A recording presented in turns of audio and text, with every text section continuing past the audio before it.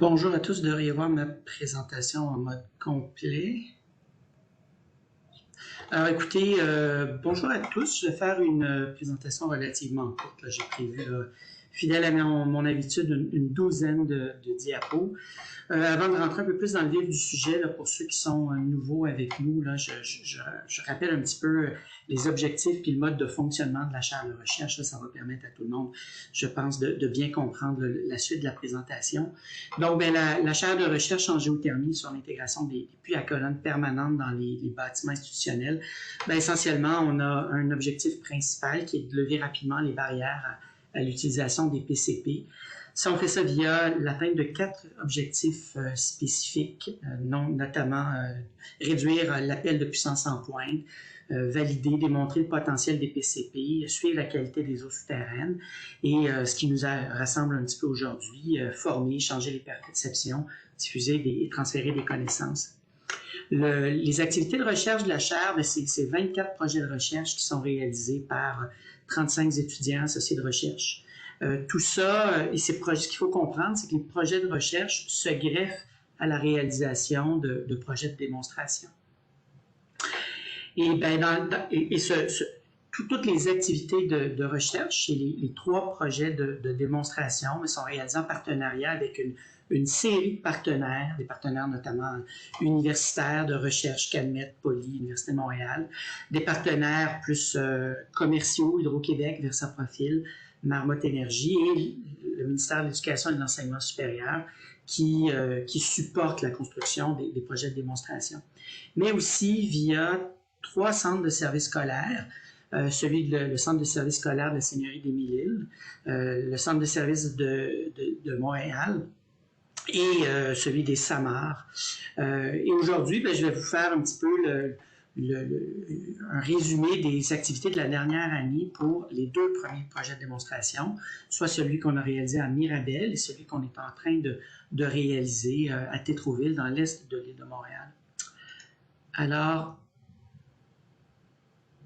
quelques mots sur le premier projet de démonstration. J'en ai beaucoup parlé dans le passé. Alors, je me concentre sur les derniers avancements dans la dernière année. Alors, on a réussi à comptabiliser les coûts de construction des PCP du projet à la Clé des Champs à Mirabel dans les 6 derniers mois.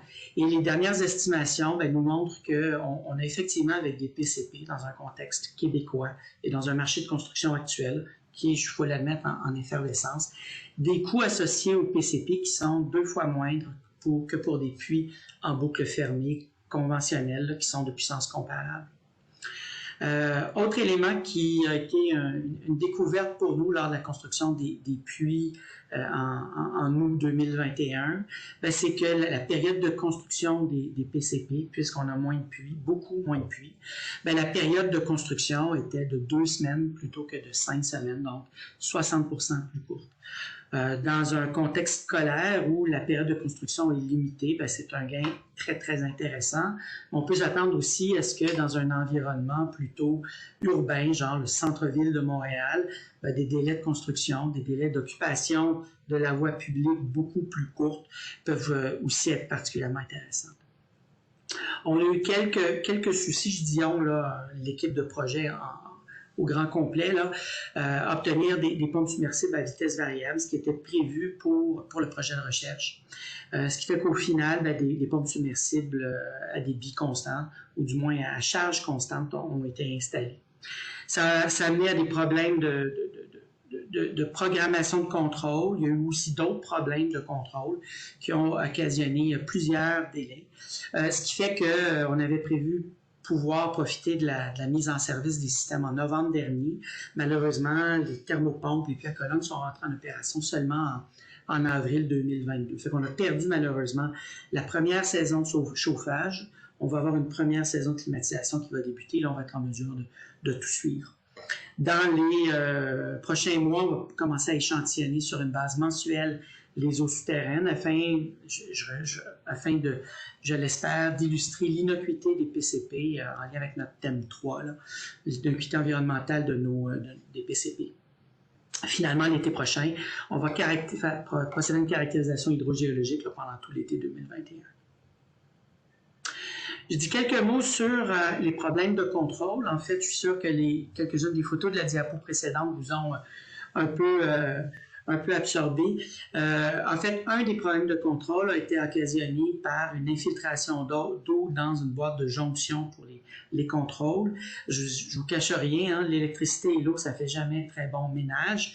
Alors, ça a mené à des problèmes qui ont été longs à identifier. Le problème de base, en fait, c'était pas qu'il y ait nécessairement de l'eau dans une boîte de jonction, mais plus que des marettes typiques pour des constructions hors sol ont été utilisées en sous-sol. On m'a expliqué que maintenant ça a été changé et que tout fonctionnait correctement. J'attire votre attention ici, c'est une impression image du système de contrôle et des données qui sont disponibles en temps réel pour l'école La Clé des Champs. J'en profite pour vous rappeler que on a un système de filtration de l'eau pour retenir d'éventuelles particules solides qui pourraient colmater les échangeurs à plaques. On va voir si c'est vraiment utile. Jusqu'à présent, le puits d'injection, qui cause souvent problème dans des systèmes de PCP, fonctionne normalement. On parle d'un mois d'opération très, très léger. Là, on est en avril en chauffage.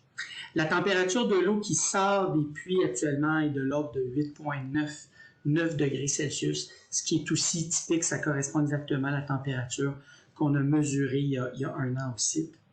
Puis, les systèmes de contrôle semblent fonctionner adéquatement avec des niveaux d'eau dans les puits environ 4 pieds sous le couvercle, 4,4 pieds en moyenne. Donc, ça correspond assez bien à ce qu'on avait prévu.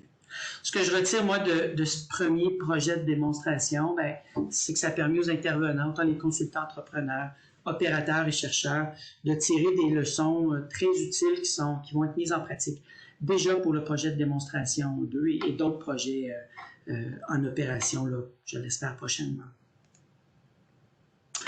Je passe maintenant au projet de démonstration 2 qui va être dans le quartier Tétroville, dans l'est de l'île de Montréal. Donc, en fait, ça va être pour l'école Sainte-Claire annexe de la CSSDM, qui est une école qui a été démolie l'année dernière et qui sera reconstruite fin 2022, début 2023. Donc, quelques éléments importants à savoir. On a une pointe de climatisation pour ce bâtiment-là qui est estimé à 245 kW, ce qui correspond à une charge au sol de 325 kW. Et une pointe de chauffage de 330 kW qui correspond à une charge au sol de 220 kW. Donc, bref, si le dimensionnement est effectué en pointe, ce qu'il faut comprendre, c'est que c'est les charges de pointe de climatisation qui vont contrôler l'essentiel du dimensionnement du nombre de puits.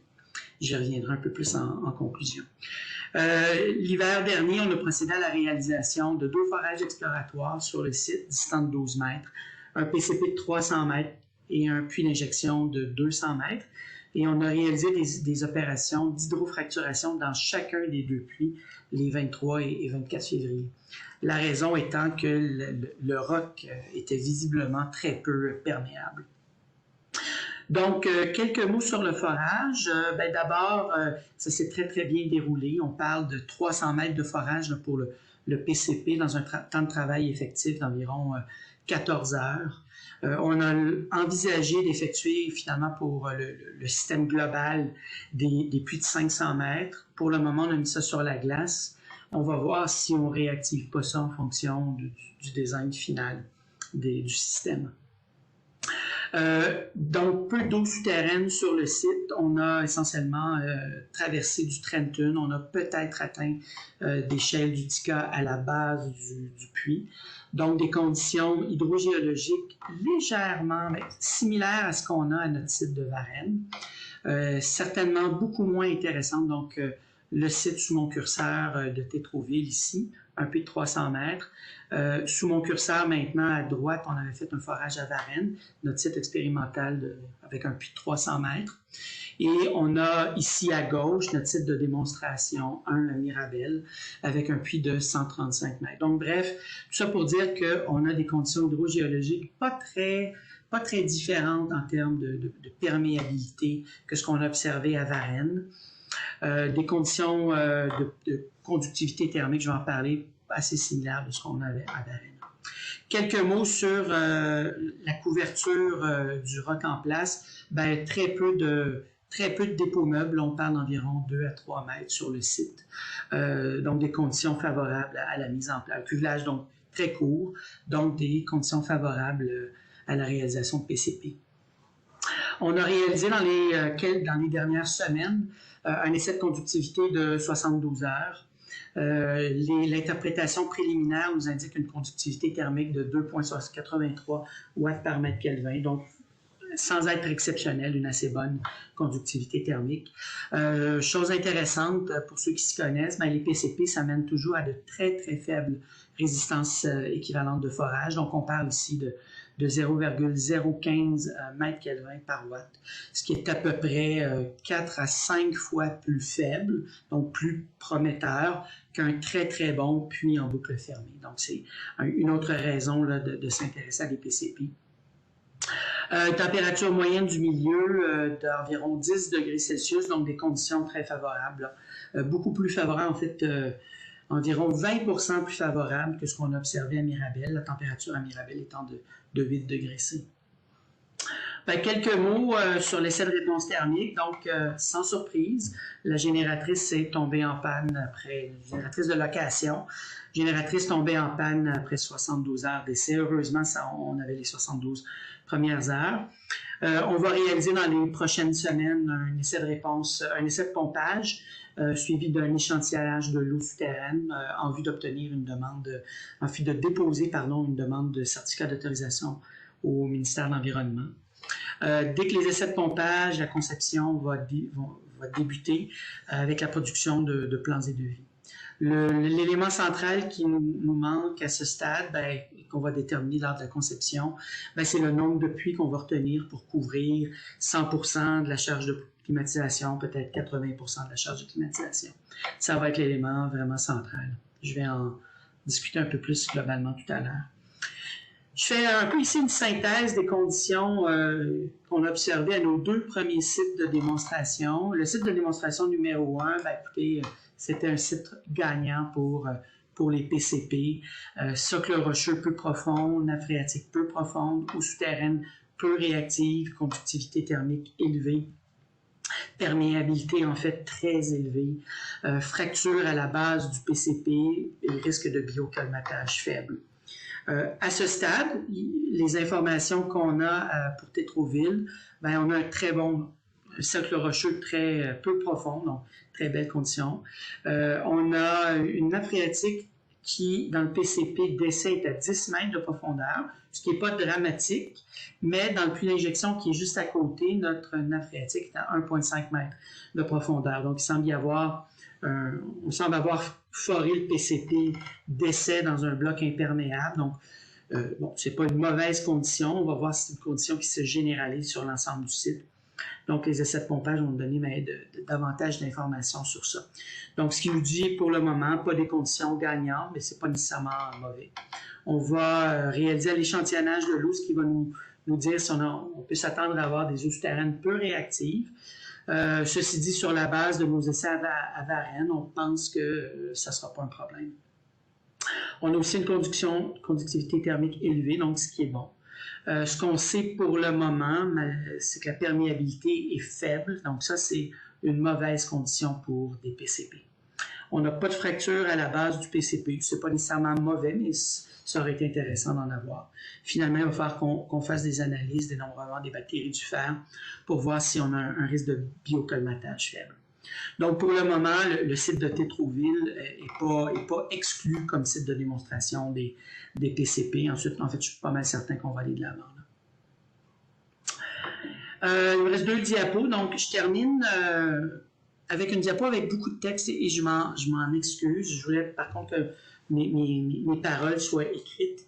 Ben écoutez, la rumeur en géothermie dit que 95% des problèmes en géothermie ne viennent pas des puits, mais de mauvaises séquences de contrôle. Il faut se comprendre, des séquences de contrôle qui ont parfois été mal conçues et ou mal programmées, et parfois même lorsque les séquences sont bien conçues et bien programmées, bien dans la vie d'un bâtiment, il y a des modifications ponctuelles qui sont faites qui mènent parfois à des problèmes d'opération, des thermopompes, des valves, etc. Et ces problèmes de contrôle, ben, ça mène à des problèmes d'opération des puits et bien entendu des économies d'énergie moindres que ce qui avait été prévu, ce qui serait possible si ces problèmes n'étaient pas là. Ben, ce qu'il faut retenir, je pense, du premier projet de démonstration, mais aussi de nombreuses discussions que j'ai eues dans la dernière année avec beaucoup d'intervenants du milieu, ben, c'est que les PCP ne font pas exception à cette rumeur qui est probablement fondée, mais qui n'a pas de démonstration formelle. Donc, gardez juste en tête qu'il ne faut pas négliger cet aspect contrôle lors de la mise en place des PCP. Bon, bien entendu, le premier projet de démonstration a illustré le fait que c'est nouveau, que dans l'industrie, on a peu d'expérience. Bien, heureusement, les projets de démonstration sont là pour ça. Et les gens ont déjà gagné l'expérience, les intervenants, nous y compris les chercheurs, on a gagné de l'expérience là-dedans, on va disséminer ça et on espère que les PCP vont devenir l'exception à cette mauvaise rumeur qui circule. Faut aussi garder en tête que dans notre climat froid, le coût d'un échangeur géothermique conventionnel, en boucle fermée conventionnelle, ben, il est proportionnel à la charge thermique en pointe, mais aussi à l'énergie totale globale qui est extraite du sol. Ben, les PCP, à nouveau, ne font pas exception à cette règle. La saignée permet de tamponner, de recharger la batterie, ce qui fait que pour bien des situations, lorsqu'on a un aquifère relativement perméable, ces éléments-là sont moins importants pour des PCP que pour des puits en boucle fermée. Cependant, ça peut demeurer un élément important. Où je veux en venir avec ça, ben, c'est que des simulations horaires minutieuses des charges thermiques du bâtiment sont requises pour des systèmes en boucle fermée, mais aussi pour des systèmes de type puits à colonne permanente. Et là, je m'adresse surtout aux partenaires de la chaire, ici, les centres de services scolaires, le ministère de l'Éducation et de l'Enseignement supérieur, de prévoir des budgets pour vos consultants en mécanique du bâtiment ou vos firmes d'architecture qui vont permettre de bien évaluer les pointes horaires, les pointes thermiques annuelles, mais les charges thermiques horaires de bâtiments actuels ou de bâtiments qui vont être construits, c'est un élément essentiel pour bien évaluer, pour bien concevoir l'échangeur géothermique, que ce soit avec PCP ou pas.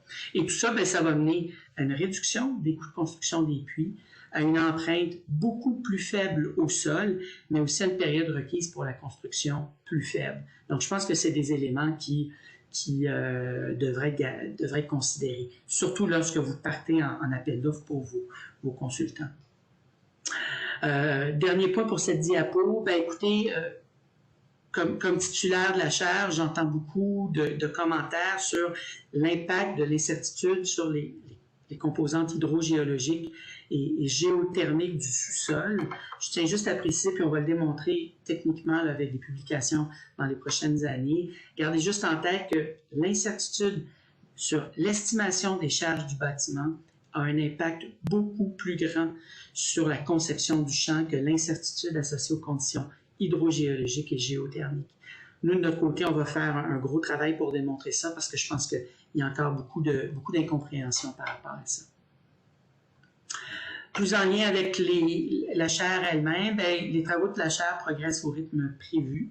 Je dirais même qu'on a une accélération marquée de nos travaux depuis janvier, puis l'arrivée en poste de Gabriel Baudry comme associé de recherche à temps plein.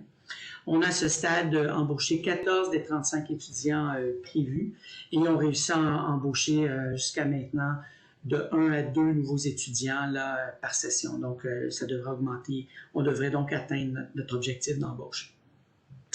J'ai été passablement impliqué dans la dernière année sur la révision de la norme CSA 448, notamment dans les 2 sous-comités d'essais de réponse thermique et de puits à colonne permanente. Vous comprendrez que les travaux de la chaire ben, nourrissent la révision de cette norme. On verra jusqu'à quel point, il y a beaucoup d'inertie dans la révision d'une norme, on verra jusqu'à quel point on pourra influencer. J'espère vous en reparler dans la prochaine année. Finalement, chose qui me fait énormément plaisir, je vois un intérêt de plus en plus important de la part des consultants et des opérateurs sur les PCP et d'intervenants sérieux boîtes de génie conseil, d'opérateurs, de grosses organisations qui considèrent de plus en plus sérieusement l'utilisation de PCP. Ça nous met dans une situation difficile, cependant, nos ressources sont limitées, on peut pas donner un support à tout le monde, mais en tout cas, chose certaine, il y a un intérêt et j'associe ça définitivement aux travaux de recherche de la chaire. Donc, c'était un peu le dernier mot que je voulais, les dernières diapos. Je suis bien sûr ouvert aux questions, j'imagine j'ai quelques minutes.